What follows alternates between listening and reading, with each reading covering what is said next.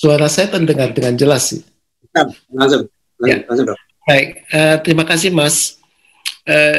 Pembahasan ini menarik sekali. Tadi juga Prof. Setuki sudah bahas beberapa hal yang terkait dengan bagaimana isi dari buku How Democracy Dies.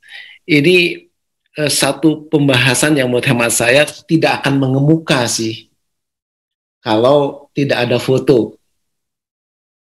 Jadi pemicu persoalannya adalah foto apapun juga dia. Ya. Karena memang buku ini sebenarnya sudah cukup lama terbit ya. Seingat saya 2018 buku itu terbit dan baru menjadi perbincangan hangat itu setelah munculnya foto. Harusnya kan di awal sudah menjadi perbincangan hangat begitu ya. Nah, oleh karena itu maka ketika judul buku itu adalah How Democracy Die,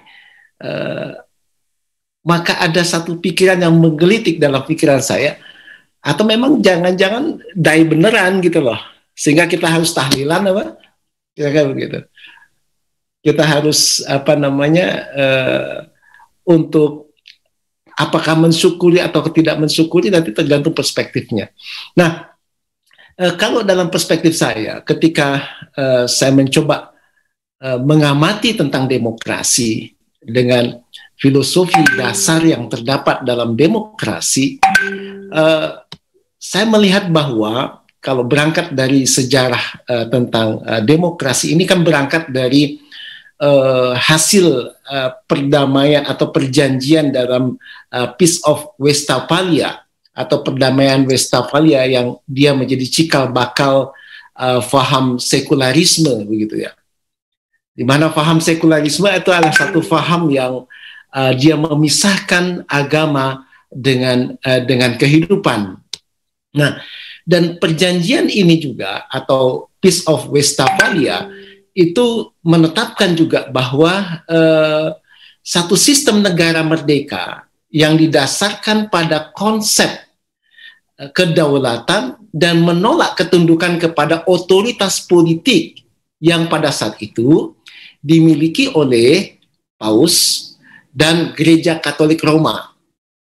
Sehingga perjanjian Westphalia ini dipandang oleh banyak para pemikir tentang asal muasal dari demokrasi itu adalah sebagai cikal bakal dari faham sekularisme gitu. Nah, oleh karena itu maka sekularisme ada satu faham pemisahan agama dari kehidupan, dan ini menurut hemat saya bukan hasil dari sebuah proses berpikir, ya, tetapi lebih pada aspek dia merupakan hasil kompromi. Jadi sekularisme lahir sebagai jalan tengah atau sikap moderat antara dua pemikiran yang kontradiktif. Jadi pemikiran yang pertama adalah pemikiran yang terkait dengan tokoh-tokoh gereja di Eropa sepanjang abad pertengahan, yaitu sejak abad ke-5 sampai ke-15, yaitu terkait dengan apa? Terkait dengan keharusan menundukkan segala sesuatu urusan dalam persoalan yang berkaitan dengan kehidupan itu harus kemudian berdasarkan atau menurut ketentuan agama. Dan pemikiran yang kedua adalah pemikiran di sebagian pemikir Eropa pada saat itu dan para filosof yang mereka kemudian mengingkari tentang keberadaan pencipta.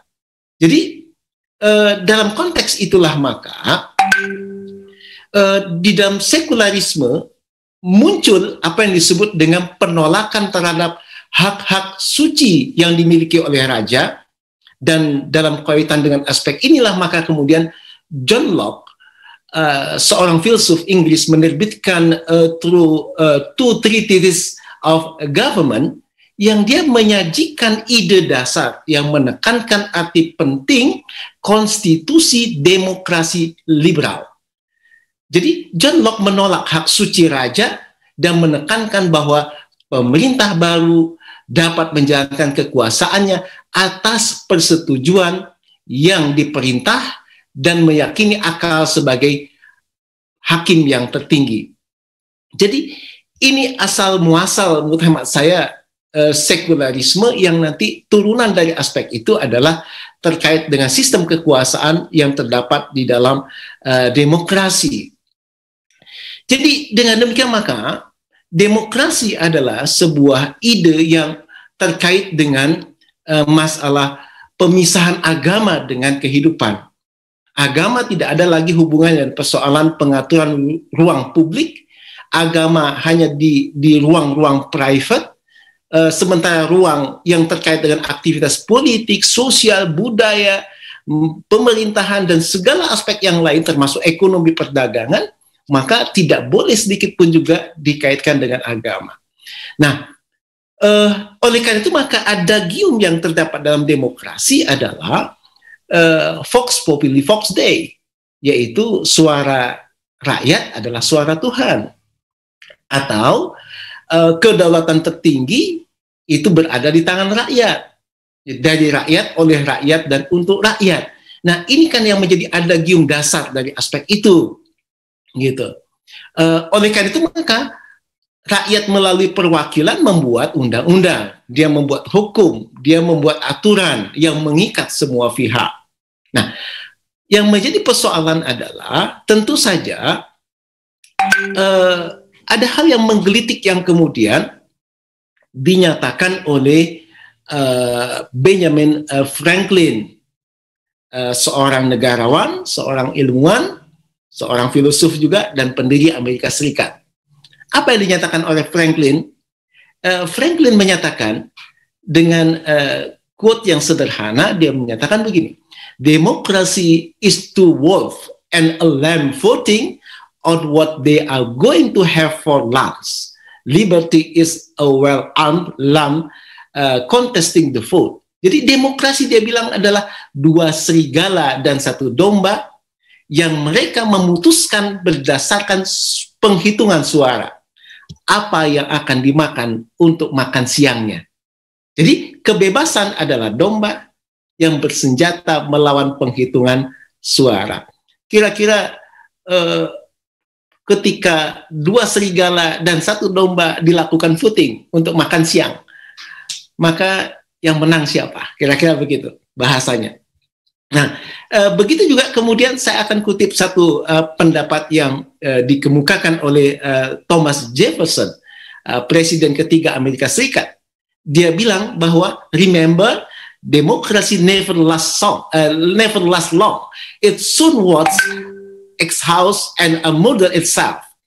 There never was a democracy yet that did not commit suicide." Jadi demokrasi tidak akan pernah berlangsung lama. Dia akan segera jadi limbah, akan kehabisan energi, bahkan kemudian dia murder itself. Dia akan bunuh diri. Oleh karena itu, tidak akan pernah ada demokrasi yang tidak melakukan bunuh diri. Jadi dalam konteks tadi memang demokrasi sebenarnya ketika suara itu dikembalikan kepada dari rakyat, oleh rakyat, dan untuk rakyat, betulkah persoalannya rakyat yang memilih, begitulah? Ataukah ada the invisible hand yang lain yang mempengaruhi suara rakyat? Nah, the invisible hand inilah yang kemudian terjadi dalam pemilihan umum yang terkait dengan pemilihan presiden Amerika beberapa waktu yang lalu, dan juga di berbagai macam negara-negara yang lain, termasuk saya kira Indonesia. Nah, oleh karena itulah maka pertanyaan yang berikutnya yang juga cukup menggelitik adalah, betulkah demokrasi itu akan mengacu kepada kebenaran? Ataukah sebenarnya demokrasi itu mengajak kepada dying? Gitu. Makanya kemudian dalam konteks ini saya melihat banyak sekali juga cukup buku yang juga kemudian membahas tentang persoalan demokrasi, di antaranya buku yang terkait dengan kegagalan demokrasi atau the fail of democracy, yang kemudian banyak disinyalir oleh para pemikir-pemikir barat bahwa suatu saat demokrasi akan hancur. Nah, tinggal persoalannya adalah apakah kita tetap untuk kemudian mempertahankan demokrasi ataukah meninjau ulang kembali, atau mendiskusikannya menjadi lebih dalam lagi, untuk kemudian mencari solusi terhadap aspek ini. Nah, oleh karena itu maka simpulan saya terakhir, jangan-jangan memang demokrasi sudah melakukan apa yang disebut dengan suicide, bunuh diri, dan sebenarnya demokrasi adalah merupakan sistem yang self-destructive, yang dia menghancurkan dirinya sendiri. Siapa yang menghancurkan? Jelas, bukan para jenderal, tetapi pelaku-pelaku demokrasi itu sendiri. Saya kira itu beberapa simpulan yang bisa saya ambil dari konteks bagaimana demokrasi itu sebenarnya, dan berangkat dari filosofi mendasar bahwa demokrasi berasal dari sekularisme, tidak ada peranan agama di situ, makanya dalam setiap kampanye pemilu atau pilpres, maka dalam konteks politik jangan bawa agama. Agama itu harus merupakan tempatnya di pribadi, politik itu di ruang publik, dan tidak ada sangkut pautnya politik dengan agama. Nah, kalau sudah seperti itu, siapa yang mengendalikan perilaku manusia? Terima kasih. Assalamualaikum warahmatullahi wabarakatuh.